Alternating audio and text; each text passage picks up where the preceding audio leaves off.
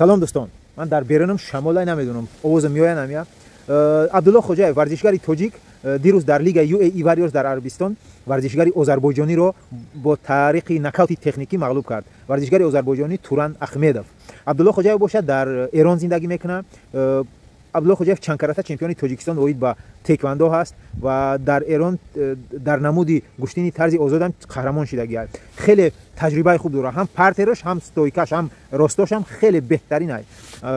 دیروز خیلی عالی چی کرد در یکم راوند در یکم مینوتی راوند ورزشکار آذربایجانی رو طریق تکنیکی نکاوت تکنیکی مغلوب کرد. دوستان فراموش نکنید در کامنتاری عبدالله خوجاєv رو تبریک کنید با این بردش.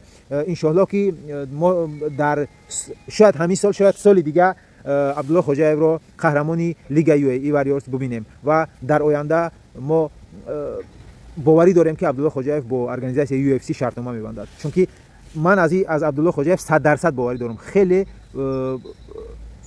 ورزشکاری پر تجربه است. گشتینش هم خوبه، گشتینی طرز آزادی در ایران گشتینی طرز آزاد یکم رقم یگای عبدالله خوجاєv جای اول رو گرفته و تکواندوش چند کرات قهرمانی تاجیکستان هم شده هم ایران هم در تکواندو. راستاش هم خوبه، پرتش هم. دوستان در کانال مشتی تاجیکی ابونه شوید. ان شاء الله که من در آینده خیلی خبرهای جالب از MMA به شما پیشکش میکنم. در پناه خدا باشید. خدا یار و یاورتان.